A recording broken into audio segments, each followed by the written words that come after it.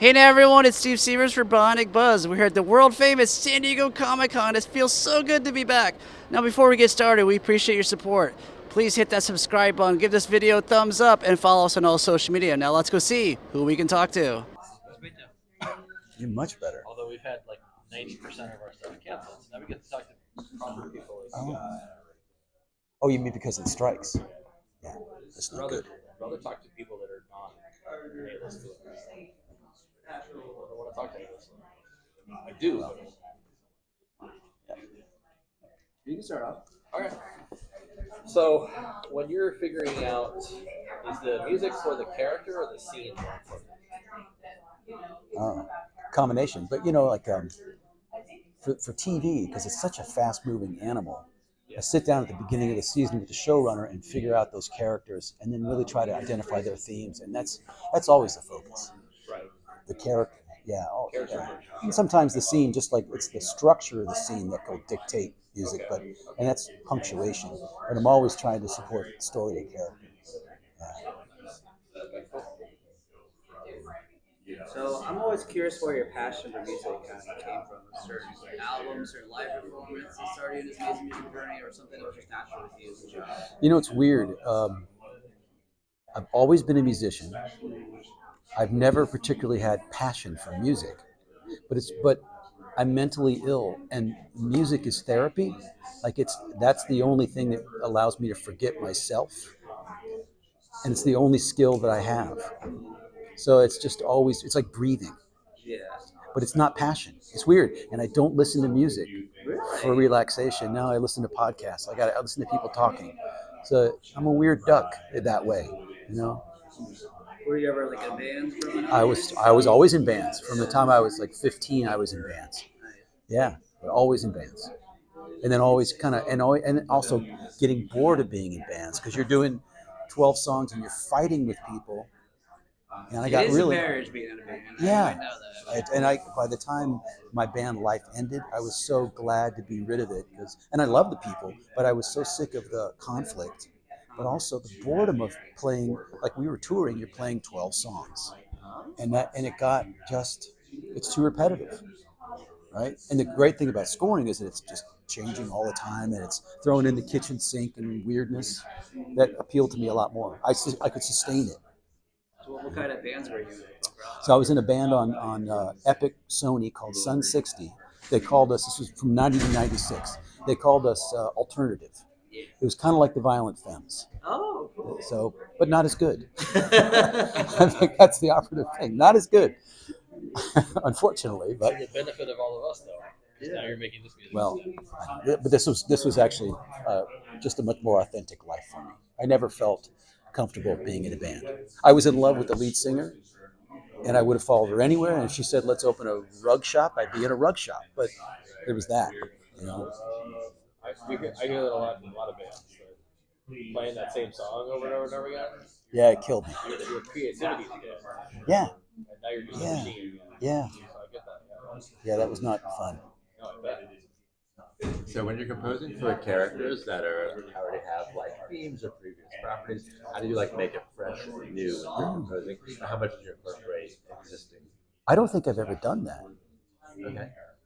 I'm trying to think if I've never had to incorporate someone else's theme into what I've done. Okay. Interesting. Would that be something you'd want to do? I think it'd be fun. I mean, it would be a musical. Actually, That'd be a challenge. Yeah. I just listened to like the new Mission Impossible movie, and the whole score is based on those themes, which I think it's a nice challenge, but it's maybe not as ultimately as satisfying for the composer. But he did a great job. Although my favorite scene in that film is Elsa's death, which I think is his original. He's like, that was all him, Lauren Balfe, which is a beautiful moment. Now, if you guys have seen the movie, I mean, that scene I thought was the best in the whole damn thing. Yeah. Right. Right. He adapted it incredibly well. Are there any specific instruments or musical techniques you plan to use in the score to create a unique sonic experience for the audience? At the beginning of a project, I always go fishing, trying to find those tonalities and that palette that I think can serve the project.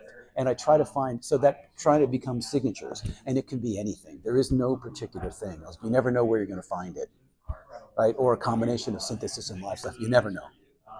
Yeah. We've heard a lot from a lot of composers that don't listen to music as a hobby. Is that almost a subconscious / conscious decision to not take your brain with everyone else's ideas? No, you know what it is I can't listen to music for relaxation. Okay. I just analyze it. That's your work. And that's exhausting. Like I can't Fair turn enough. it off. So it's kind of like doing your hobby as a job. Yeah. It stops being a hobby. Okay. Yeah, that makes sense. I like that. What else do you do to relax?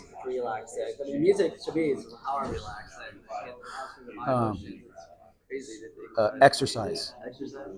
Yeah, exercise helps clear the cobwebs out. Walk my dog.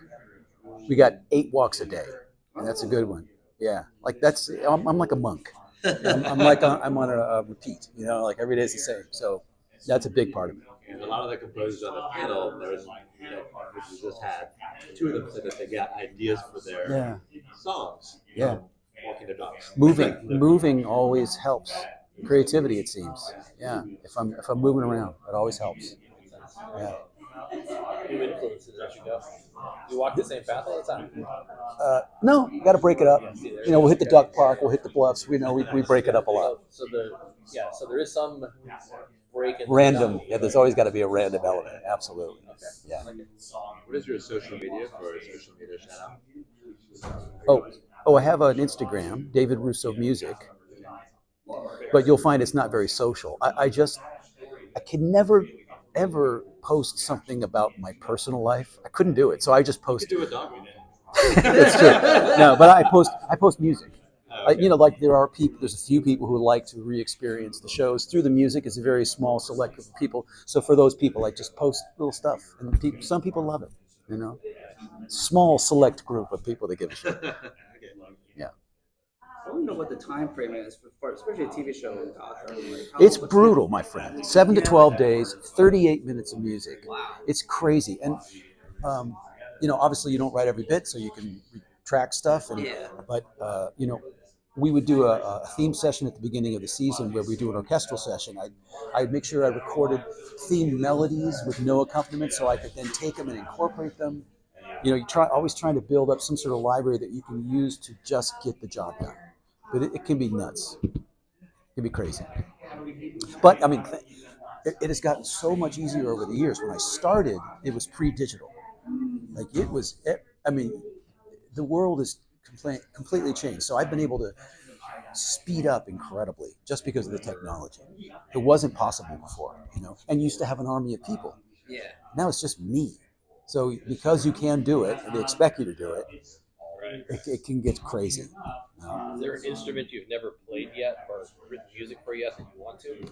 Oh, I mean, the world is huge. You know, like a lot of the ethnomusicology, those instruments, I have never laid hands on. You know, and you know, especially when you go to India, suddenly you have these microtones, and it's like beyond my grasp. Quite honestly, you know, so there's a lot of learning to be done still. Sure. Okay. Are you all musicians? Former drummer. Yeah.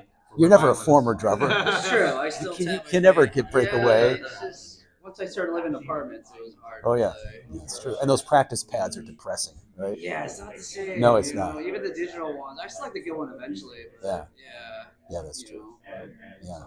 But I loved just playing the same 12 songs over and over again. That was fun for me. It's it. Well, you know, the drummers that I've known, they seem to have the most calm about them. I guess because they're beating this, you know, like getting it out. Exactly, You know? because it's exercise, moving all four. My old drummer had like really long hair, and his thing was he would hang upside down and cut it himself. That was his trademark move.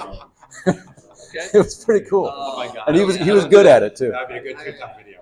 Yeah, it would be. I was a teenager in the 90s, and I loved grunge, so I would always jump through my drum set at the end like Kurt and David. Oh, that's good.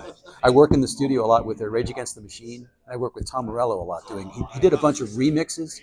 After my band died, I had Pro Tools, and it was new. It was new then. It was new, yeah. So And so Tom hired me to help him. Like we would dump all these tracks into Pro Tools, take away the stuff he didn't want. He would just lay down guitar tracks. So we did a bunch of those together. Yeah. So is your band music out online? Yeah, we're out there. Sun 60, we're out there. You I know, have to look that up. I'm embarrassed to say I don't know. well, you know, it's life, whatever. But we were lucky because we were in an era. I mean, I still get royalty statements letting me know that I owe the label $1 million. Okay, but we were lucky enough to be in an era where they would actually spend $1 million. Yeah. And those days are over. You know, we were able to live our lives and support ourselves because of the label. Touring budgets, you know. You actually had time in the studio? Yeah. Cause, Now so, rush to get done. you know, my heart goes out to bands now. Like, how the hell do you make a living as a musician? It's They're just, going to pay everything themselves now. and just and of course, anything on Spotify, you get pennies, right? You get nothing. It's terrible. So, you know, I benefited from that time. But my heart goes out to you young cubs. So if you had a dream project, what would it be? You know, it's I don't know, but it's more for me. It would be an opportunity to work with live orchestra more. Okay. That's the thing that I don't get enough of. Right. You know? And I've been doing a lot of TV, and you go from series to series, and it's just like there aren't budgets or time to be able to do it. So that would be the dream. Okay. But in the early part of my career, when I was working for Graham Revell, this composer, we would do, it was all features. So that was great. We had 3 months writing, and then you'd go record in London or Budapest or whatever. Yeah. That I really love, and I miss that part. So that would be the dream. Nice. Okay. Yeah, that'd be good. Dream on, though, I say. But For we'll see. Gotham, did they have you compose after you saw the footage, or did you work with the director or the other? Well, the showrunner. So this guy, Danny Cannon. Beforehand? Yeah, so we would meet at the beginning of the season, and he would talk about the characters, where they might go, and then I would just write for a month or two, write a bunch of stuff. Then we'd have an orchestral session, and then when you get the episode, you know, the editors are great. I mean, they've temped it normally with my music, so it's a little easier. So, but you know, you get the footage. It'll go through the director's cut, producer's cut, network cut, final cut. So the cut is always changing. So you're always kind of trying to play catch up. But yeah, you'd see it. I mean, it was pretty fully realized. Because you have to kind of edit to the music. Constantly. So when you're And also the effect shots are always coming in late, so you don't see the actual effect shot. You'd see some mock-up or just a slick. Yeah, so you're always trying to imagine what's going to happen. So.